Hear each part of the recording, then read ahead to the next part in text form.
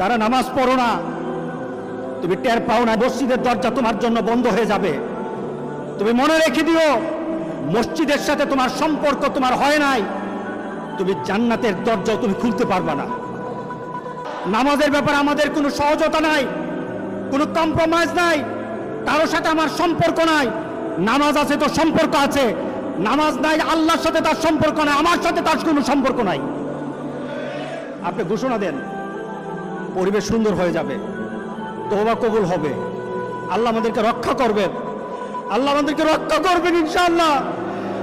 আল্লাহর কাছে তওবা করে করে কাঁদি, মাবুদ আমাদেরকে তুমি এই গজব থেকে বাঁচাও, আমাদের গজব থেকে বাঁচাও। আল্লাহ যেন সবাইকে হেফাজত করে, আল্লাহ যেন সবাইকে হেফাজত করে। নামাজ যারা পড়ে না, ঘাড় ধরে ধরে তাদেরকে আনেন। কেন নামাজ পড়বা না? তুমি মুসলমান, এই মুহূর্তে তুমি আমরা এক কাতারে দাঁড়াই। এটা যদি আপনার সন্তান হয়ে ধরেন, নামাজ পড়তে আসো। মুহাম্মদ সাল্লাল্লাহু আলাইহি সাল্লামের কথা কঠিন ছিল নামাজের ব্যাপারে। রাসূল সাল্লাল্লাহু আলাইহি সাল্লাম বলেছেন, তোমার সন্তান 7 নামাজ শিখাও, তোমার সন্তান 10 নামাজ না পড়লে তার পিটাও। কে বলেছেন? কে বলেছেন? রাসূল বলেছেন। তাহলে রাসূল কঠিন হলেন না? নামাজের ব্যাপারে কঠিন না? নামাজের ব্যাপারে আমরা কখনো